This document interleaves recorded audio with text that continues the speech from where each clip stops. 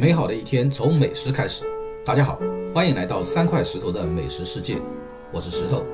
今天我们来介绍话梅小排。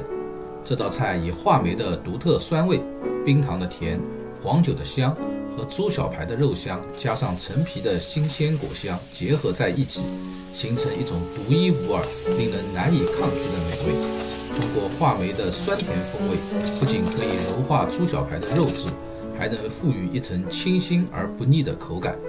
下面将详细介绍话梅小排的制作过程和一些关键技巧，以确保烹饪出话梅小排能够色香味俱佳。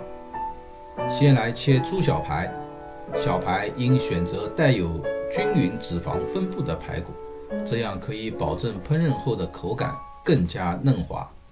顺着排骨的骨缝切，就能够轻松地切下来，确保每一块上都有骨头和肉。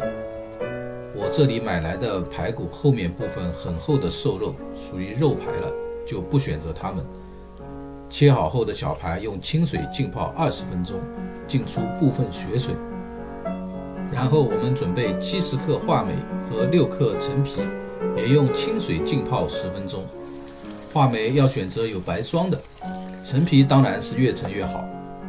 这个时候我们再来把葱切成段，把姜也切成片，再准备3个八角，小料就都准备好了。视频的最后有详细的配料表，欢迎截图保存。用清水稍稍清洗下浸泡过的话梅和陈皮，用刀轻轻刮去陈皮的内部白色的内衣，这部分带有一些的苦味，去除之后只保留下陈皮的清新果香。然后再加入黄酒，继续浸泡话梅和陈皮20分钟，这样可以让话梅和陈皮的味道充分释放。现在我们再来进一步清洗排骨，在排骨上撒上一些面粉，用手充分揉搓，利用面粉的附着力将小排上的脏东西都带走。用清水洗干净后，再用清水加盐浸泡20分钟，利用盐水的渗透压排出排骨里更多的血水，能使排骨的肉香更加浓郁。浸泡好的小排清洗干净之后，沥干水分，我们要来预炒排骨了。锅烧热后不放油，直接放下排骨，全程中大火干炒。这个过程要有耐心，不停地翻炒，以防止肉粘在锅上。大火干炒后，能更好地保留排骨的鲜味。炒制大概需要6到7分钟，直至排骨80%熟，且表面有微微焦黄，便可以盛出备用。怕麻烦的焯水也是可以的。另起锅，我们来炒糖色。炒糖色之前，我们先烧一壶开水，锅烧热后加入50克冰糖，中小火慢慢的将冰糖融化。我们仔细观察冰糖的状态，一点点的融化，再下来就有焦黄色，继续等待，周边起小泡，再起大泡。当大泡马上就要消失的时候，我们加入开水，稍稍搅动后，看到鲜亮的糖色就炒好了。喜欢的请点赞、订阅、转发并开启小铃铛，感谢您的支持。接下去放入炒过的排骨，加入葱、姜和八角，稍加翻拌后就可以加入话梅和陈皮了。水不够的话，可以再加一些开水，让水浸没一半的排骨。加盐调一下口味，烧开后就可以转至高压锅压制25分钟。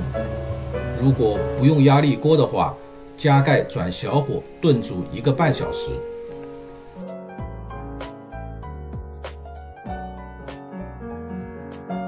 好，时间到，我们只将排骨和汤汁转移到炒锅中，开大火收汁，让酱汁包裹在排骨表面。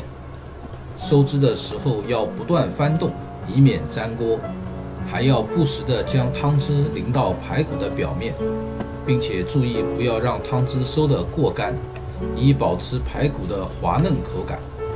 收到汤汁浓稠，排骨表面包裹均匀，便可以出锅装盘了。话梅小排是一种满足味蕾的体验，话梅的酸甜清香和排骨的肉香相得益彰，加上陈皮的清新果香，形成了独特的口感层次。这道菜不仅在家庭聚餐中大受欢迎，也适合用作宴客菜。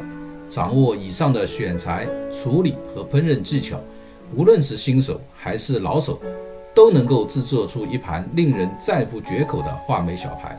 希望您也可以掌握话梅小排的制作精髓，为家人和朋友带来这道风味独特的美食。好了，今天的美食就介绍到这里，祝你拥有美好的一天，我们下期再见，谢谢观看。